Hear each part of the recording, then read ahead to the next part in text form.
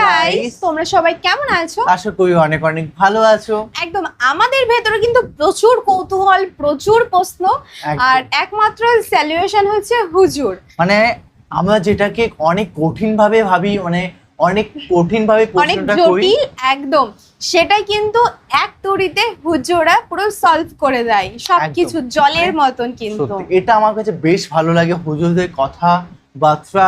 মানে আমরা যেটাকে অনেক অনেক বেশি কঠিন ভাবি সেটাকে এত সমাধান করে এত সুন্দর ভাবে, বেশ ভালো লাগে একদম। তো আজকে ভিডিওটার টাইটেল মানে কি বলবো, বিশেষ করে ভাইয়ারা এই ভিডিওটা রিকোয়েস্ট করেছে যে তোমরা প্লিজ প্লিজ রিকোয়েস্টটা আমাদের রাখো। আমি মনে করি প্রত্যেকটা জেন্ডারে দেখা উচিত ভিডিওটা।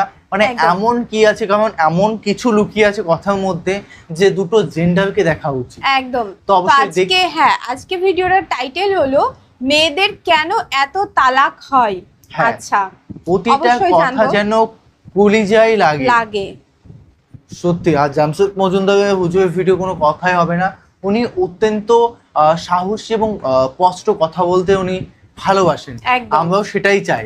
তো আজকে দেখবো, চ্যানেল যদি নতুন হয়ে থাকো চ্যানেলটিকে সাবস্ক্রাইব করে দেবে, পাশে থাকে বেল আইকনটা টাম করে বাজিয়ে দেবে, একটা লাইক করে দেবে। তো চলো আজকে ভিডিওটি শুরু করা যাক। আমার বোনরা শুনছে তো না? আমার বোনরা শুনছে তো? একদম। বিবাহিত ভাইরা শুনছেন তো? তোমরা অবিবাহিতরা শুনছো তো? আমি তোমাদেরকে আজকে এমন এক গল্প শোনাচ্ছি গতকালের, যেটা তোমার সারা জীবনের শিক্ষণীয় হতে পারে।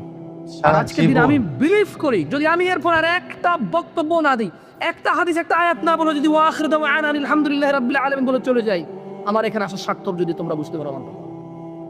তোমরা মনোযোগ দিয়ে শোনো, কথাটা মনোযোগ দিয়ে শুনবেন। এখানে অবিবাহিত কারা আছো? হাত তো অবিবাহিত কারা আছো? ঠিক আছে। আরে হাসার কি, যে এই বাঙালি যেটাই কই এটা অবিবাহিত কে আছে কারকে হাসার কিছু হয়ে গেল কি মানে ওটা মানে হাসার কিছু, ওটা হেসে ফেলে, ওটা কিভাবে বোঝায়? আমি বললাম যে অবিবাহিত কারা আছে, সবাই হাসা শুরু করে। মানে আমি তেমন কখনো ব্যক্তিগত বিষয়ে তেমন বলি না মাহফিলে, এটা আপনারা অনেকে হয়তো জানেন যারা আমাকে চিনেন।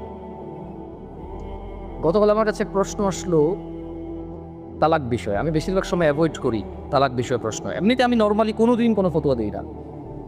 যখন নতুন নতুন বাংলাদেশে আসছিলাম আমি সৌদি আরব থেকে, তো আরও অনেক ছোট ছিলাম, রক্ত অনেক গরম ছিল, তখন আমি বিদআত শিরক এগুলো নিয়ে প্রায় ফতোয়া দিতাম, আর অনেক ভেজাল লাগতো। সত্যি কথা, আল্লাহ আমাকে আশ্রয় দিয়েছে। এখন আমার উস্তাদরা, বড়রা যারা আছে, তারা আমাকে বললো যে জামশেদ তুমি ফতোয়া দিও না, কোরআন সুন্নাহ থেকে মানুষকে তুমি আহ্বান করো, ভালোর দিকে ডাকো, মন্দের দিকে নিষেধ করো, আল্লাহ তোমাকে যতটুকু তৌফিক দিয়েছে। ফতোয়া অনেক বিস্তর বিষয়, অনেক সিচুয়েশনের উপরে ফতোয়া চেঞ্জ হয়। দেখা যায় একই বিষয়, মানে সাবজেক্ট এক, পরিস্থিতিতে দুই রকম অ্যান্সার। একদম। তো তোমার এখনো সেই প্রজ্ঞা যদি না হয় তুমি দিও, আর প্রজ্ঞা হলে দিও। তা আমি ওনাদের কথা চিন্তা করেছি যে আমার সেই প্রজ্ঞা হয়নি যে আমি দিব। কারণ এখানে হানাফিরা বলে যে একসাথে 3 তালাক দিলে হয়ে যায়, আর শাফি হাম্বালিরা বলে যে যতবারই তালাক দেয় একবার। এখন যারা হানাফি নিজেদেরকে বলে, ওনারাও কিছু দলাইল পেশ করে, আর যারা শাফি মালাকি আছে বা আহলে হাদিস সালাফি আছে, তারাও সূরা বাকারার মধ্যে যেমন তালাকু মাররাতান, তালাক 2 বার, মানে 2 দফায়, এভাবে দিয়ে বলে। তো আমি চিন্তা করছি এটা বড়দের বিষয়। কার বিষয়? এটা আমার ম্যাটার না, আমার এত জিম্মেদারি নেওয়ার এখনো অতটুকু যোগ্যতা হয়নি। তো বেশিরভাগ তালাকের যখন প্রশ্ন আসে, আমি বড় বড় আলেম যাদেরকে চিনি, যেমন আমি সৌদি আরবে ছিলাম, তাহলে বেশিরভাগ যাদেরকে আমি চিনি তারা মদিনা ইউনিভার্সিটির স্কলার, কেউ হাফার আল বাতান ইসলামিক সেন্টারের লেকচারার, কেউ রিয়াদ ইসলামিক সেন্টারের লেকচারার, কেউ আল আহসা ইসলামিক সেন্টারের লেকচারার সৌদি আরবে, যাদের সাথে আমার পরিচয় আছে খুব ছোটবেলা থেকে। আমি যাদেরকে চিনি, যারা আমাকে খুবই আদর করে। তো আমি যেটা করি, যখন এই তালাকের মাসলা মাসাইল আসে, নর্মালি কোনো প্রশ্ন আসলে আমি জবাব দিই না, কিচ্ছু রিপ্লাই করি না, কারণ আমি জানি আমি ফতোয়া দিব না, আমি ইগনোর করার চেষ্টা করি। খুব সহজ থেকে সহজ প্রশ্ন আসলো দিতে চাই না, কাউকে না কাউকে ট্রান্সফার করে দিই। তো ওই একটা বোন মেসেজ লিখলো, আমি ওয়ালাইকুম আসসালাম দিয়ে লিখেছি আপনি যে কোনো প্রশ্ন লিখে করেন। তখন সে লিখে প্রশ্ন করলো যে তালাকের বিষয়। আমি বললাম যে আমি তালাকের বিষয়ে ফতোয়া দিতে জানি না, আমি একজন বড় আলেমের নাম্বার দিচ্ছি, আপনি ওনার সাথে কথা বলে আপনি জেনে নেবেন। হোয়াটসঅ্যাপে মেসেজ দিন, ওনাকে কল করে দিন, সমস্যা নেই। এখন উনি আমাকে একটা ভয়েস মেসেজ পাঠালো যে ওনার হাজব্যান্ড ওনাকে তালাক দিয়েছে 3 বার। এখন উনি নানা হুজুরের কাছে গিয়েছে যে উনি এখন এই স্বামীর ঘর করতে পারবে কিনা, ওনার স্বামী অনুতপ্ত, উনি অনুতপ্ত। তো বললো যে আমি বেশ কিছু হুজুরের কাছে যতটুকু আমি আমাকে বলেছে যে আমি আহমদুল্লাহ হুজুরকে মেসেজ করেছি উনি রিপ্লাই করেনি, আমি আজারি হুজুরকে মেসেজ করে রিপ্লাই করেনি, আমি আব্দুল রাজাক ইউসুফ হুজুরকে মেসেজ করেছি উনি রিপ্লাই করেনি, আমি কুয়াকাটা হুজুরকে মেসেজ করেছি রিপ্লাই করেনি, আপনি জামশেদ মজুমদারের ফেসবুকে মেসেজ করেছি রিপ্লাই করেননি, এর মধ্যে কেউ রিপ্লাই দেয়নি। আপনি আমাকে ওয়ালাইকুম আসসালাম রিপ্লাই দিয়েছেন হোয়াটসঅ্যাপে মেসেজ দেওয়াতে। আমাকে একজন হুজুর বলল আমি আমার স্বামীর সাথে থাকতে পারবো একটা হারাম কাজের মাধ্যমে। কি কাজের মাধ্যমে? হারাম। হারাম কাজের মাধ্যমে। চিন্তা করলাম হুজুর যদি বলে হারাম কাজের মাধ্যমে থাকতে পারে তাহলে হুজুর নিজে তো এটাকে হারাম বলছে, জিনিসটা কি? তখন আমি বোনকে আর সাহস করে কিছু না বলে আমি শেখ মুস্তাফিজুর রহমান বিন আব্দুল আজিজ আল মাদানী হাফিজাহুল্লাহ, উনি সৌদি আরবে হাফরাল বাতান ইসলামিক সেন্টারে ছিল, খুব আদর করে আমরা শুনেছি।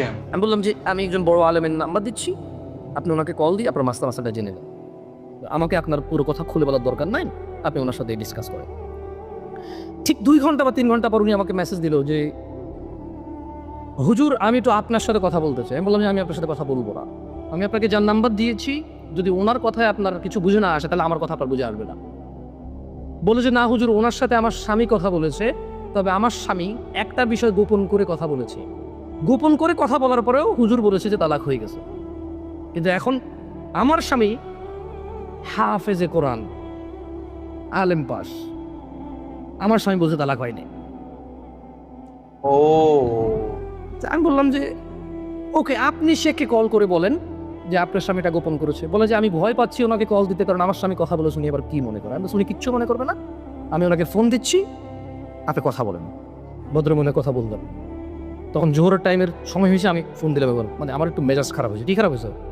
মেজাজ খারাপ আছে। ওই ভদ্র মহিলা আমাকে বারবার বলতে চেষ্টা করতেছে যে আমার একটা বাচ্চা আছে, যদি এখন আমরা স্বামী স্ত্রী আলাদা হয়ে যাই আমার বাচ্চাটার কি হয়, কনসার্ন কোথায়? বাচ্চা। আমি কল করলাম, কল করে বললাম আপনি তালাক হয়েছেন বা হন নাই, আমি কি এরকম কিছু বলছি? বলে যে না। আমি বললাম ধরে নেন আপনার স্বামী আপনাকে তালাক না দিয়ে যদি গলা একটা কোপ দিত, আপনার গলাটা কাটতো কিনা? বলে যে কাট। আমি বললাম তালাক দিল, তালাক হবে। এবারে হুঁশে দিছে না বেহুশে দিছে, রাগ করে দিছে না আদর করে দিছে, মজা করে দিছে নাকি দুষ্টামি করে দিছে, এইটা ম্যাটার না। আপনার স্বামী যদি আপনাকে 5 তলা বিল্ডিং থেকে রাগ করে অথবা রাগ না করে হাসি মুখে অথবা দুষ্টামি করে যদি আপনাকে ধাক্কা দিত, আপনি কি পড়তেন 5 তলা থেকে? বলে যে পড়তাম। তাহলে আপনার কেন মনে হচ্ছে না যে আপনার স্বামী আপনাকে রাগের মাথায় তালাক দিলে হবে না? রাগের মাথায় ধাক্কা দিলে যদি 5 তলা থেকে পড়ে আপনার হাত পা ভেঙে যায়, মরার সুযোগ থাকে, মরে যেতে পারেন আপনি, এরকম সম্ভাবনা থাকে, তাহলে কেন আপনার স্বামী আপনাকে তালাক দিলে তালাক হবে না? মানতে অসুবিধা কোথায়? যে আল্লাহ আপনার এই স্বামীকে কবুল বলার পরে ওর সাথে থাকা বৈধ করেছে, সে আল্লাহই তো 3 তালাক পরিপূর্ণ হয়ে গেলে থাকাটা অবৈধ করেছে। যিনি আপনাকে এর সঙ্গ দেওয়ার জন্য বৈধ করেছে আপনি মেনেছেন সেটা, উনি যখন অবৈধ করেছে সেটা মানছেন না কেন? প্রবলেম কোথায়? আপনার বাচ্চা। যদি আপনার হাজব্যান্ড কালকে অ্যাক্সিডেন্ট হয়ে মারা যায়, মৃত্যুর পর আপনার হাজব্যান্ডকে নিয়ে আসতে পারবেন জীবিত করে? না। যদি আপনি মারা যান কালকে, আপনার এই বাচ্চা কি মারা হবে না? হবে। ওকে আপনারা 2 জনই উভয় মারা গেলেন, কোনো অ্যাক্সিডেন্টে বাচ্চাকে রেখে গেলেন, বউ জামাই গেলেন কোথাও ঘুরতে বা ডাক্তার দেখাইতে, অ্যাক্সিডেন্টে 2 জন মারা গেলেন, আপনার এই বাচ্চা থাকবে কিনা? বলে থাকবে। তো তখন আপনাকে কি ফিরেতে পারবে কেউ মৃত্যু থেকে? না। আপনি কেন আল্লাহর বিধান মানতে অসুবিধা হচ্ছে? যদি পরিপূর্ণ তালাক হয় আপনার, আপনি বলেন। বিষয়টা খুবই একটা সমাজ রাত 1টা পর্যন্ত মাহফিল করতো, সেটা এখন 10টা 11টায় নামছে। যতদিন পর্যন্ত এই সমাজের যারা পরিচালক, কোনো আয়োজনের আয়োজক যতদিন পর্যন্ত সত্যবাদী না হবে এবং সময়ের মূল্য নির্ধারণ না করবে, ততদিন পর্যন্ত এই সমাজে যত ওয়াজ করে কিচ্ছু হবে না। ঠিক। যেদিন 1:30টায় খুতবা শেষ, মানে 1:30টায় খুতবা শেষ হবে, সেদিন অনেক মানুষ আর রুকু ধরতে হবে না, সে প্রথম রাকাত থেকে নামাজ পাবে। কারণ ওই ছেলে জানে কোনোদিন 35-এ খুতবা শেষ হয়, কোনোদিন 40-এ হয়, এজন্য সে 30-এ আসে না, কোনোদিন সে 25-এ এসে রুকু পায় না, পরদিন সে 30-এ এসে 50 পর্যন্ত অপেক্ষা করা লাগে, সে মসজিদে আসে না। সময়ের মূল্য জুমার খুতবার সময়সূচি থেকে নিয়ে নেন, এর অপকারিতা কতটুকু। আমি কোরআনুল কারীম থেকে 2-4টা আয়াত বলে আজকের বক্তব্য সমাপ্তি করব। আপনাদের বলে যাচ্ছি, আপনাদের মধ্যে যদি কেউ পারেন কোনোদিন আয়োজন করতে আর বলবেন কোন বক্তা কখন মাইকে উঠবে, কতক্ষণ তার মাইক, ওখানে আমার জন্য যে সময় নির্ধারণ করবেন, যদি আমি আসতে চাই, আপনারা যদি দাওয়াত দেন, কোনো কারণে যদি আমি রাজি হই, যে সময় আমাকে বেঁধে দিবেন যে আল্লাহ যদি বাঁচায় রাখে, আল্লাহর তৌফিকে আপনি উপস্থিত থাকলে এই সময় আপনার জন্য মাইক আমরা প্রস্তুত রাখবো। আল্লাহর ইচ্ছায়, আল্লাহর দয়া আপনি এই সময় পর্যন্ত কথা বলতে পারবেন। সেদিন ইনশাআল্লাহ যে সময় নির্ধারণ হবে আমার সাথে, যেটাতে আমি আর আপনি এগ্রি থাকবো, ওই দিন ইনশাআল্লাহ যতটুকু সময় নির্ধারণ চেষ্টা করবো আমার তৌফিক ইল্লা বিল্লাহ, আল্লাহর দেওয়া তৌফিক অনুযায়ী আল্লাহর বিষয়ে কথা বলার ইনশাআল্লাহ। আজকে পারবো না, আজকে রাত 10:50 মাহফিল শেষ হবে ইনশাআল্লাহ। আউযু বিল্লাহি মিনাশ শাইতানির রাজীম। ওয়ালাউ কি অবস্থা! আন্না আহলাল কুরআ آمنوا واتقوا لفتحنا عليهم بركات من السماء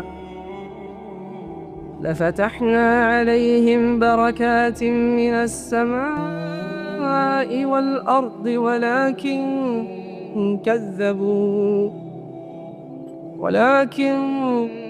كذبوا فأخذناهم بما كانوا يكسبون। জনপদগুলার লোকেরা যদি ঈমান আনতো, মানে এলাকায় বসবাসকারী লোকরা যদি ঈমান আনতো এবং আল্লাহর ভয় ভীতি অবলম্বন করত, মানে যে সিগারেট খায় প্রকাশ্যে মানুষ দেখছে এটা অন্যায়, ও যদি এটাকে ভয় পায় যে আমার এই অন্যায় সাক্ষী মানুষ হচ্ছে, ওই যে দোকানে অটোতে রিক্সায় কোনার দোকানে গান বাজনা গায়ে হলুদে চালাই দিছে, ওই যে চালাচ্ছে সে যদি ভয় পাইতো যে আমার এই অন্যায়ের সাক্ষী মানুষ হচ্ছে, ওই যে মেয়েটা বোরখা ছাড়া হাঁটছে ও যদি ভয় পাইতো যে আমাকে সবাই দেখছে, আমার অন্যায় সবাই সাক্ষী হচ্ছে, ওই যে ছেলেটা জনসম্মুখে মেয়েটার দিকে এভাবে তাকিয়ে আজে বাজে কথা বলতেছে, বন্ধু বলল, ওর বন্ধু যেটা শুনছে, ওর বন্ধু যেটা সাক্ষী হচ্ছে, যদি ও এটাকে ভয় পাইতো, মানে আল্লাহর ভীতি অবলম্বন করতো, আল্লাহ বলছে যে লাফাতাহনা আলাইহিম বারাকাতিম মিনাস সামা, যদি জনবসতির লোকগুলা আল্লাহর ভীতি অবলম্বন করত, তাহলে আল্লাহ তাদের জন্য আসমান আর জমিনের কল্যাণ উন্মুক্ত করে। আল্লাহ করবে না, আল্লাহ করেনি।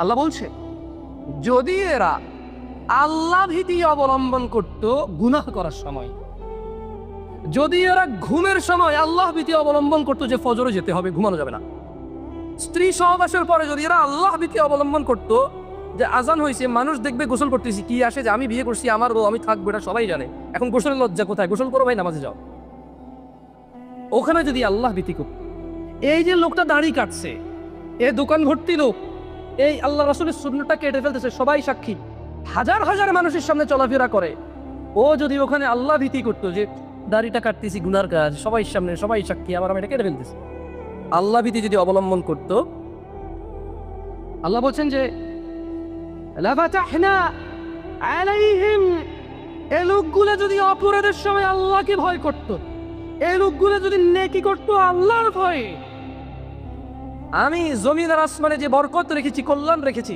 খুলে দিতাম, সব উন্মুক্ত করে দিতাম। ওয়ালাকিন কাযযাবু ফাআখাযনাহুম বিমা কানু ইয়াকসিবুন, কিন্তু তারা, মানে আমরা সত্যকে প্রত্যাখ্যান করলাম, আল্লাহ এটাই বলছে। আল্লাহ বলছে কাজেই তাদের কৃতকর্মের জন্য তাদেরকে আমি পাকড়াও করলাম। তাদের সরকার তাদের মেরে নিউজে কম বলে, তাদের সরকার তাদেরকে মেরে বলে যে রং মাখায় শুয়ে আছে, তাদের অভিভাবক তাদের নিরাপত্তা নিশ্চিত যে করবে দুনিয়াতে আল্লাহর তৌফিকে, সে বলছে যে এরা রং মেখে শুয়ে আছে, অথচ ওই মারলো ওদেরকে। কারণ কি? কারণ এরা আল্লাহ ভীতি অবলম্বন করেনি। আল্লাহ বলছে যদি এরা আল্লাহ ভীতি অবলম্বন করত, যদি এরা আল্লাহ ভীতি অবলম্বন করত, আল্লাহ তাদের জন্য জমিন আসমানের বরকত খুলতো, কল্যাণ খুলতো। আর তারা কি করলো? তারা আল্লাহ ভীতিকে প্রত্যাখ্যান করলো, তাই আল্লাহ ওদেরকে পাকড়াও করলেন। আজকে যারা শেভকারী আছো, বেনামাজি আছো, প্রেমিক আছো, জানাকারী, মদখর, নেশাগ্রস্ত, গান বাজনায় উদাসীনতায় মত্ত আছো, তোমাদের বলি, তোমরা যদি তুমি যদি আল্লাহ ভীতি অবলম্বন করো, আপনি যদি করেন আল্লাহ ভীতি অবলম্বন, আল্লাহ সবার জন্য না করলো, শুধু আপনার জন্য, আপনি যে আল্লাহ ভীতি করবেন, আল্লাহ আপনার জন্য আল্লাহ ভীতি থাকলে আসমান আর জমিনের বরকত খুলে দেবে, যেখানে যাবেন শুধু কল্যাণ। এটাকে আমাদের আঞ্চলিকতা বলে মাটি দিলে হুনা হয়ে যায়। কি বলে এটা রে? আবার আরেকজনের কি মাড়ি? হয়, কয়াতে হুনা দিলে রাং হয়ে যায়, রাং। শুদ্ধ ভাষা কি আমি জানি না, এটা আমার আম্মা চাচি জেঠিদেরকে বলতে শুনছি। দেহাতের কিছু তাদের মাটি দিলে হুনা হয়ে যায়, মানে যেদিকে যায় শুধু অবাগা দুর্বাগা। কারা কারা আসমান জমিনের কল্যাণ পেরেছে? তাকবীর। তাহলে কি করা লাগবে? আল্লাহ বিধি কি করা লাগবে? প্রকাশ্য অপরাধ করবা? প্রকাশ্য অপরাধ করিও না। তোমার যে যে অপরাধগুলি আছে তা থেকে মুক্ত থাকো, সাক্ষী বানায় না এগুলার। আল্লাহ তাআলা আমাদেরকে বরকত দিক। আজকে উপস্থিত যারা হয়েছেন, আয়োজক আপনাদের ধোঁকা দিয়েছে। সে বলেছে 10:30 পর্যন্ত মাহফিল চলবে। সে বক্তাদেরকে দূর থেকে দাওয়াত দিতে নিয়ে এসে সময় মতো মেনটেন করেনি। আয়োজক আপনাদের ধোঁকা দিয়েছে। আমি রাগ করছি না, আমি নিয়ম মেনে চলছি। আমি অনেক নিয়ম মানি, এটা আমি বলবো না। আমার এমনিতেই ঘুলে ভরা জীবন, এত মানুষের সামনে সাক্ষী রেখে আমি অনিয়ম করতে পারবো না। আকুলু কওলি হাযা ওয়াস্তাগফিরুল্লাহ লি ওয়া লিসাইরিল মুমিনিন ফাস্তাগফিরু ইন্নাহু হুয়াল গফুরুর রহিম। সুবহানাকাল্লাহুম্মা বিহামদিকা আশহাদু আল্লা ইলাহা ইল্লা আনতা আস্তাগফিরুকা ওয়া আতুবু ইলাইক। আসসালামু আলাইকুম। সত্যি মানে চোখ খুলে দেওয়ার কথা, মানে আমিও অ্যাবজর্ভ করলাম যে সে ভুল করছে, আমরা সবাই কিন্তু সাক্ষী। সেই ভুলটাও কিন্তু মাসুল আমাদেরও গুনতে হবে। একদম। মানে এটা কোনোদিন আমরা ভাবিনি যে সে বাজে কাজ করছে, আমরা দেখছি তারপরেও আমরা তাকে সাবধান করছি না। মানে আমরা জেনে শুনেই কিন্তু ভুল করছি, আমরা কিন্তু জানছি যে ওটা এটা ভুল। সত্যি মানে কথাটা গভীর, আমরা যদি ভাবি গভীরতম গভীরের কথা বললো। একদম। মানে কি বলবো, মানে আমি সেটাই ভাবছি যে মানে জেনে শুনেও ভুল, এইসব আমাদের একদম উচিত না করা, সত্যি কথা। কেউ ভুল করছে আমাদের কোনো মানে ব্যাপার তালে না। তাল দিচ্ছি যে না আমিও কিন্তু আছি, সেই আমিও আছি। সমান পাপের ভাগিদার তুমিও হচ্ছ, সেটা তার জন্য 100 পেতেই হবে। একদম রেডি তো থেকো কিন্তু আশা করি তোমার অবশ্যই। ভিডিওটি অনেক হেল্পফুল ছিল। আমরা সবাই আশা করি বুঝে গেছি টপিকটা কি জন্য। টপিকটা ছিল অ্যাকচুয়ালি ছেলে না, উভয় পক্ষের উভয়, মানুষের কিন্তু সবার নিয়েই কিন্তু আজকের কন্টেন্ট, মানে একদম। আজকে ওয়াজ মাহফিলটাই ছিল। তো তোমাদের কেমন লাগলো অবশ্যই কমেন্ট বক্সে কমেন্ট করে একদম, জানাও, একদম। এবং কি ধরনের ভিডিও রিঅ্যাকশন চাই সেটাও প্লিজ কমেন্ট করে জানাবে। একদম। আর আমাদের আদার্স চ্যানেলগুলোর লিংক ডেসক্রিপশন বক্সে লিংক দেওয়া থাকবে, তোমরা প্লিজ প্লিজ চেক আউট করো। আশা করি তোমাদের অনেক অনেক বেশি ভালো লাগবে, কারণ ভিডিওগুলো কিন্তু তোমাদের মন মতনই ওইখানে আসে। কন্টিনিউয়াসলি তোমরা যেমন ভিডিও দেখতে চাও, রিকোয়েস্ট করো, সেম ভিডিওই ওখানে আপলোড করা আছে। তোমরা প্লিজ প্লিজ একবার হলেও চেক আউট করো। একদম। তো চলো গাইস, নতুন একটা ফ্রেশ ভিডিওতে দেখা হবে। Bye bye, take care. Take care.